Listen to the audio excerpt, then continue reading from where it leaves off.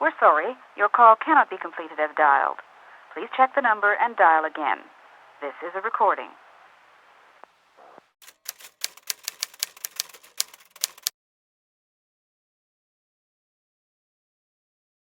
There's this funny scene in Charlie Chaplin's movie, The Kid. In this movie, Chaplin's character needs to care for a young boy.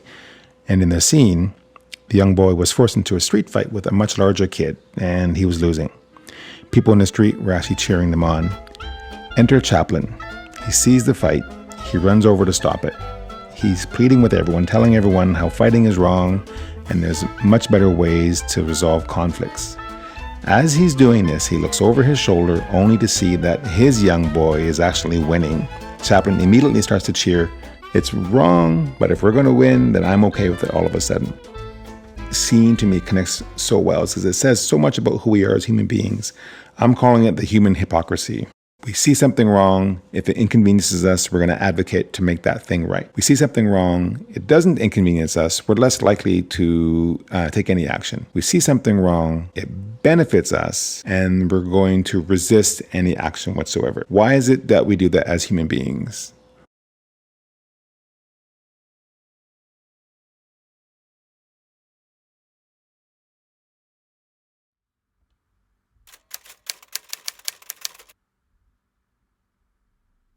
Well, this is a really good story that happened last year. My family and I went to the Winnipeg Folk Festival, and my son and I, we noticed a really big rope coiled up in the middle of the family area.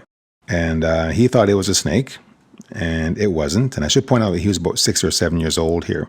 We figured out that it was for tug of war.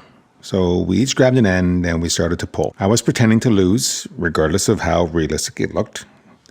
When out of the corner of my eye, I noticed someone run over across the field and join my side.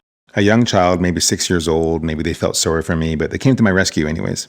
We immediately started to win.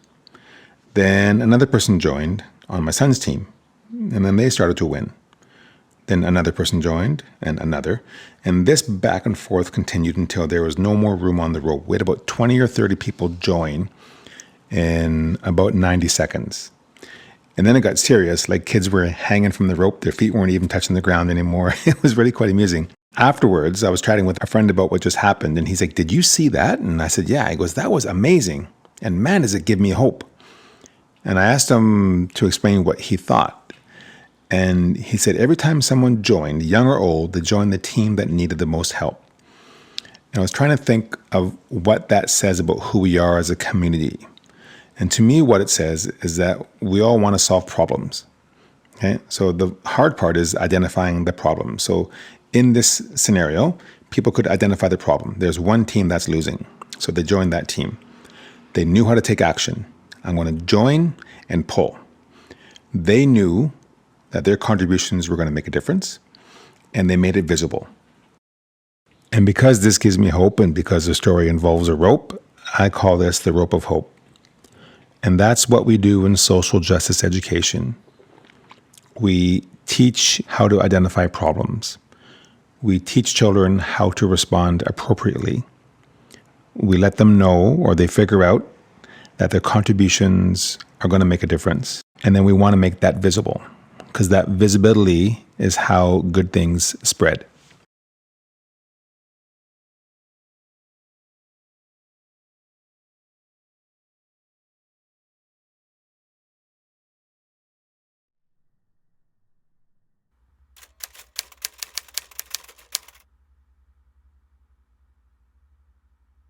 I remember several years ago when I was studying to learn to read and write Mandarin Chinese, I tried using flashcards to memorize new words on their own rather than learning them in a sentence or in a conversation.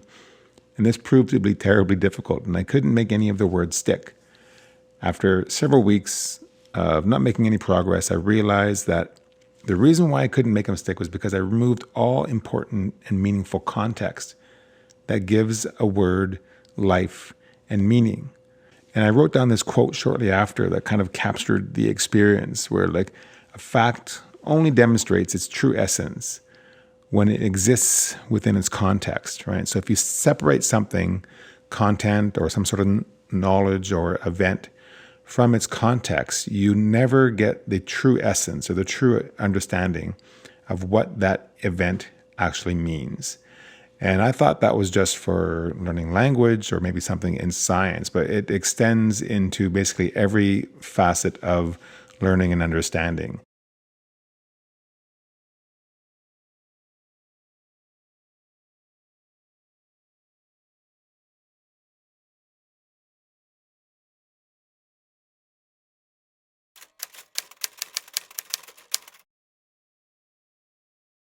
In every society, we see a set of behaviors, some that are expected, some that are unexpected. Some encourage, some discourage, some have value, and some do not. The difference between the behaviors that have value and that do not have value are based on things that we can't see. They're based on beliefs and perspectives and understandings and biases. Those things are invisible. The behaviors are visible. Those are the things that we can see. If you take a look at this experiment, I can do this thing 1,000 times, and 1,000 times the result will be the exact same. This leads me to believe that I know everything there is to know about what's going on with this system. However, if we disrupt the system, if we make a change, I now see that my understandings were limited and incomplete.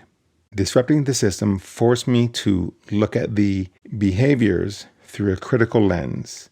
I could then only understand how my beliefs, my values, my perspectives were impacting the behavior of the system. Social justice in education allows us to learn more about the invisible things, our beliefs, perspectives, understandings, biases, and how that impacts the decisions we make that shape our society.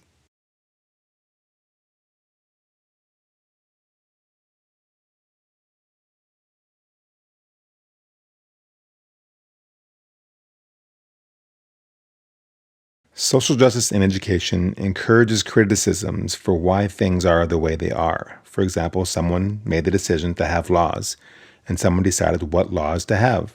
Someone also decided education should be free in certain areas. Then someone decided what to teach and who that should be taught to. Social justice in education teaches us that there are systems in place. Those systems benefit some and they are a detriment to others. Our goal in social justice in education is to make sure that the system benefits everyone.